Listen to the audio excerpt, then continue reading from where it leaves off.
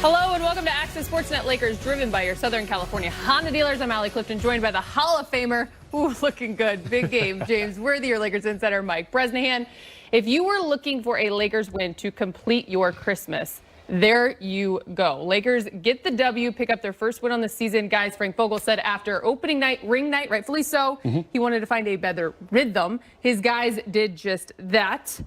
33 assists on the night. And normally we would start with Anthony Davis and LeBron James. They were great, combined for 50 points. But can we first give some love to two new Laker additions? In 2 games, they are showing up. They are showing out. Montrezl Harrell, Dennis Schroeder. Big game. Trez, 22 points, 10 of 13 from the field, 7 boards, 4 offensive. Schroeder, 18 points, 7-11 to go along with 6 dimes. They are fun.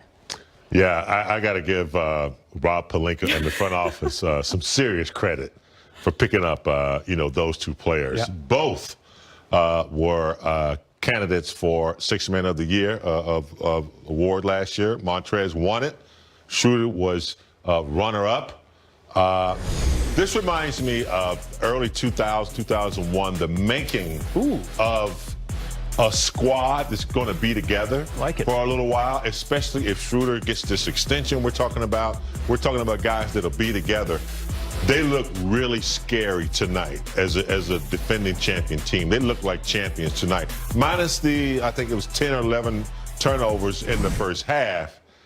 This team looked almost unstoppable. And I know that Dallas was missing a key player.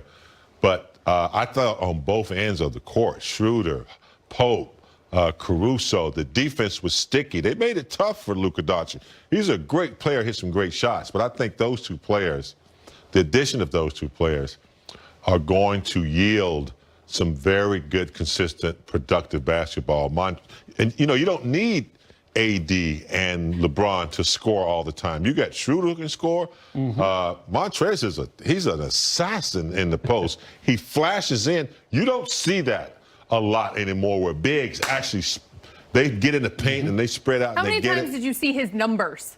I said that. Every freaking play, it seems like. When you see a player's numbers on the block, what do you do? You give it to him. Give him the rock. Immediately. And he flashes in like so big and wide and strong, so this team is going to be good. I know that they're going to be tested, but they got that ring ceremony game over and they came to play tonight. James, I don't know if it's the hat or the analysis, but you are completely on point tonight. Look spectacular. Love everything you're saying. Last season, it was kind of a grab bag. Who's going to be the Lakers' 3rd best player after LeBron and AD, obviously? And it was kind of like a Rondo maybe some nights, Dwight Howard some nights, Kuzma, of course, can't forget Kyle. I think that race is going to be really dynamic this season. Will be Montrez as the 3rd best player of a particular game. Schroeder. Kuzma, again, kind of quietly doing his thing tonight. Yes, he did. Very, very much below the radar, but getting some rebounds, getting some scoring, looked assertive on defense too.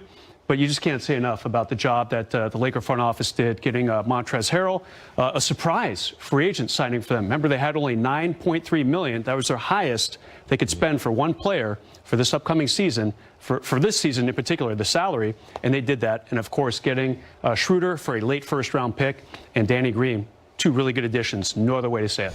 Look, we talk a lot here in the offseason about the many combinations that Frank Vogel has in his toolbox to go to. And I was writing a few down. I got 9 over here. And Dennis Schroeder and Montrezl Harrell were in 7 of those different kind of looks, those different kind of opportunities. It is no wonder we got the Woj bomb right before tonight's game about the Lakers already wanting to be in contract negotiations with the young point guard.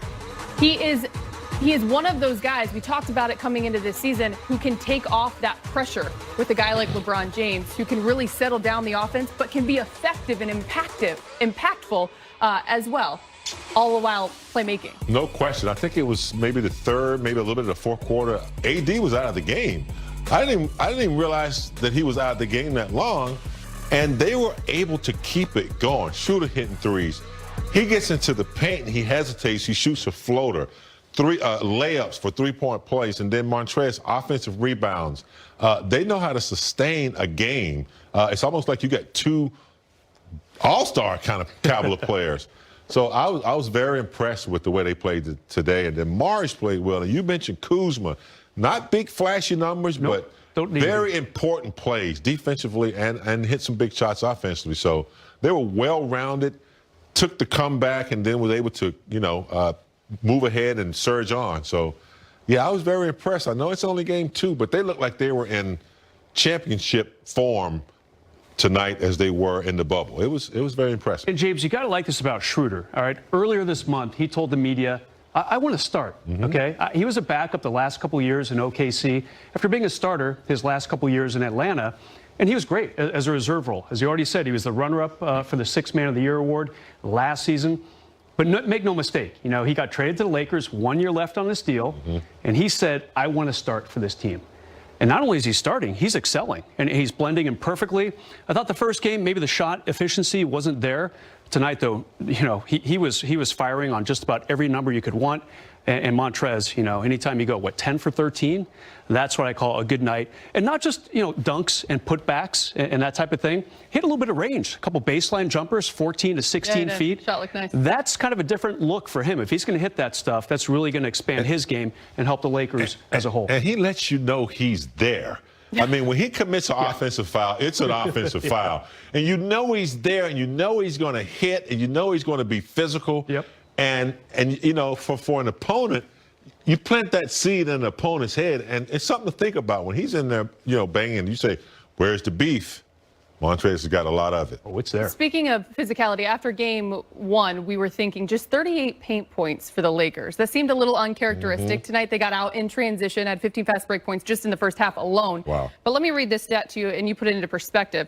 They dominated the boards, 53-27, 17 offensive rebounds, which led to 35-0 in second chance opportunities. Yeah. The second game of the season.